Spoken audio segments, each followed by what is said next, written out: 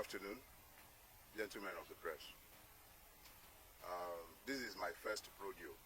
I've never had to ask to speak to you like this, especially at such close quarters. The last time I requested to speak with the press, it was in 2021 when I had credible information that there was an active murder plot against me. I spoke at the time only after I had submitted petitions to the Nigerian police under the leadership of Akim Odumosu as the police commissioner at the time. My petition was specifically addressed to his office. He is today of the Lagos State Park Services. At the time, I mentioned 3 names with specificity. Included amongst the 3 at the time is a traditional ruler in Lagos State. I did not go to social media to mention any names because my intention was not to scandalize, but to seek the due protection of the law. I equally copied this letter to the Director of State Security Services in Lagos State. These petitions were duly received, but neither were acted upon. That was in 2021. I trusted to God for my safety, and unlike many others, I refused to flee Nigeria, even in spite of the knowledge of the fact that people in very high offices were after my life. I did not go to social media. I wrote due petitions to state security services and to the Nigerian police. Duly received, names specifically mentioned, nothing was done. There were 6 persons in that meeting. I mentioned only 3 names. Now, fast forward. On the 11th of November, we received, a letter was received in my former office, my law practice, where the office had left now, inviting me to Zone 2, Onikon. That's the Lagos and the Nigerian Police Command Zone 2 at Onikon. A letter signed by DCP, I believe Nwoga or something. The DCP signed the letter. And they were said to be on a dispute resolution or something along the line, and my attention was required. I received that letter on Monday the 11th, right? Yes, Monday the 11th. And I was required to come on Wednesday the 13th. I had a medical appointment that morning, a very urgent one. I shelved it. I attended Zone 2. They asked me to be there by 10 o'clock. I was there. I was there by 9:45. On getting there, I was presented with a petition written by a lawyer purporting to act for no less a person than the very best friend of our president in the Nigerian branch, Mr. Tony Elumelu, alleging that I had defamed him and cyber-stalked him. I struggled to maintain my composure because I was exceedingly provoked by the frivolity of the stupid, very stupid, self-indulgent petition. But I answered it because I was asked to write a statement.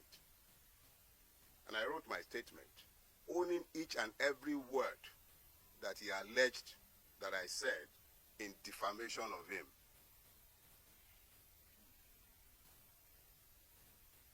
The IPO then took my statement and the file to see the DCP, who had signed my letter of invitation, and I was asked in. I'm giving you this background because they are all germane. Yeah. The gentleman, I believe DCP Nwoga,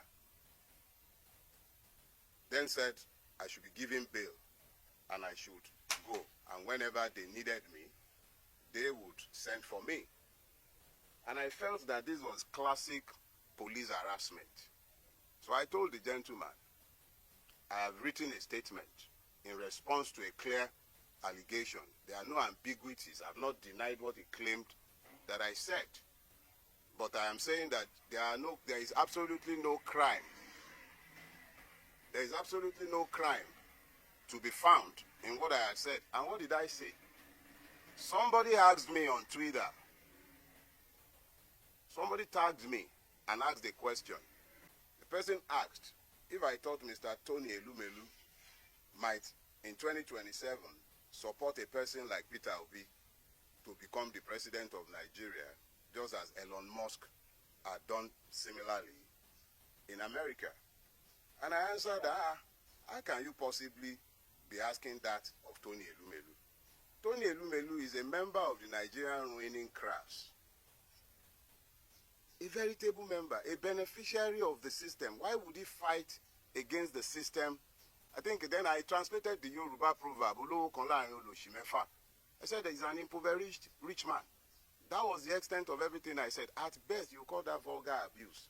So I was actually quite irritated that a man has...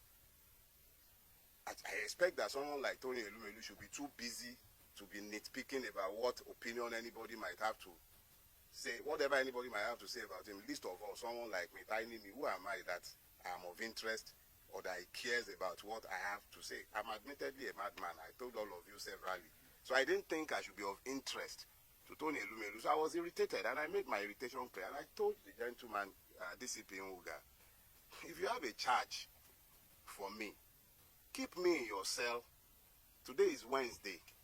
At the latest, by Monday, you should be done drafting your charges. So keep me in your cell. When it is Monday, you would have been done with filing your charge. You can then take me to court. They didn't build your cell for goats. The people in there, they are not animals. Me, I'm not taking bail.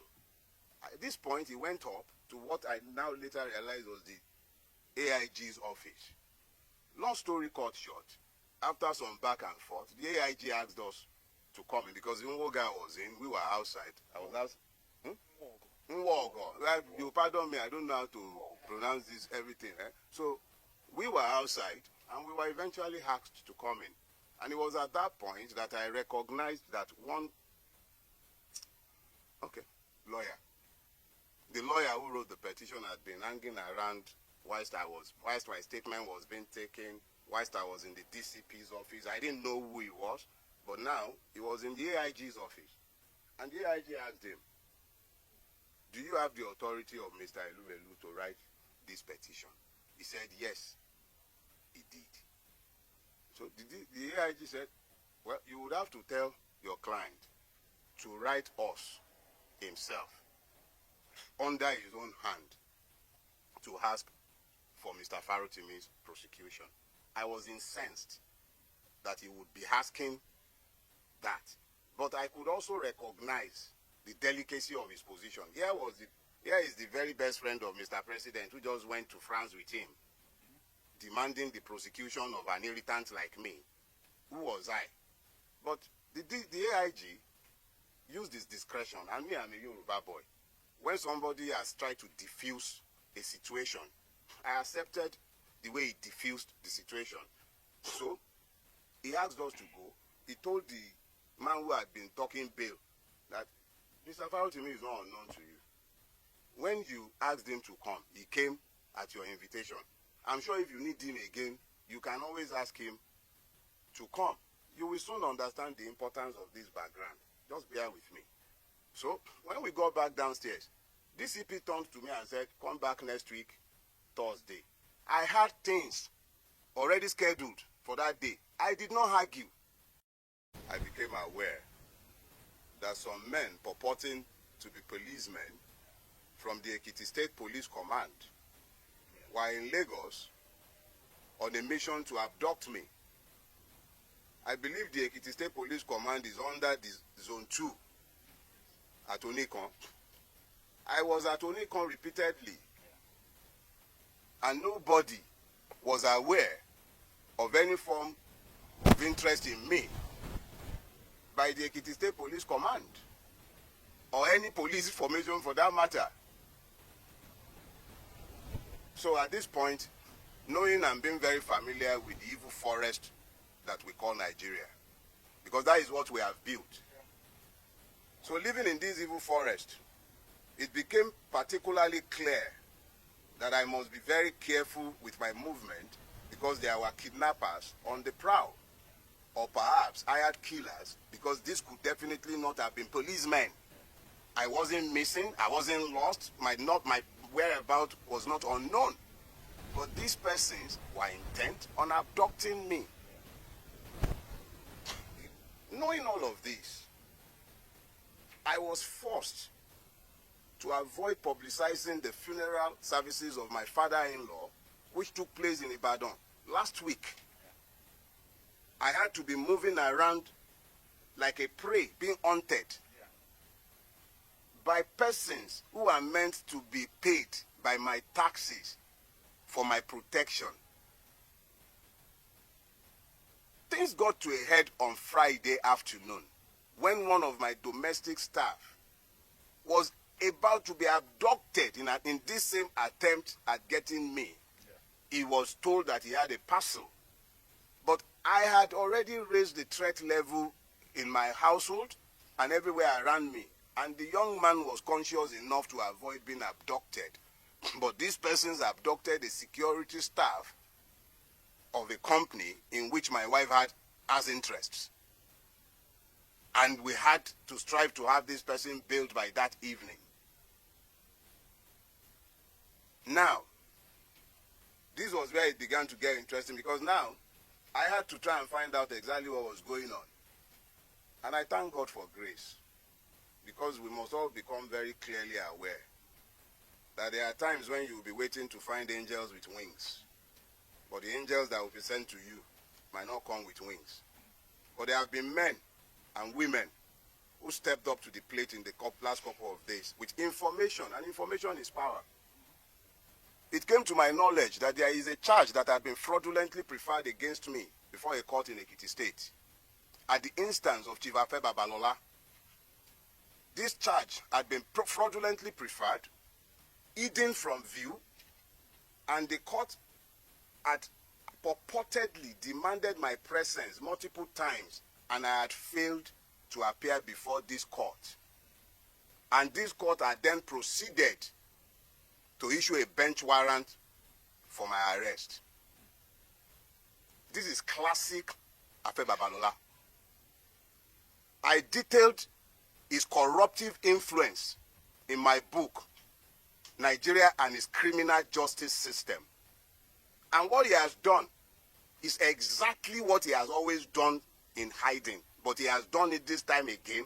And the calculations were that I would have been picked up, taken before this judge who must have either been compromised or misled in Ekiti. And I would have been remanded in prison custody for being somebody who was meant to face trial and who had refused to bring himself to court. I am reliably informed that social media influencers had been paid to spin these narratives after my arrest. Human rights activists have been positioned to start speaking after my arrest, including one Agbaya.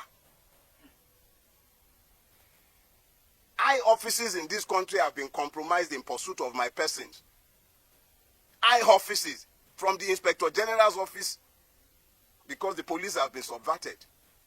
The Attorney General of the Federation needs to examine himself because his office has been somehow linked to this as well. I do not know if the presidency is directly involved in this, and I will not make frivolous charges. But high offices have been subverted in pursuit of a criminal purpose. I have committed no crime, done nothing wrong. If I have committed any wrong for which the state requires my attendance in a court or at a police station, they know exactly where I live. I will live only once, but I will not live cowering to any man. Let us be clear. If and when I have a charge to answer before a court, you all know where I live. I'm not hiding, and I'm not running away from anybody. Let us be very clear about that. I will never run away from Nigeria.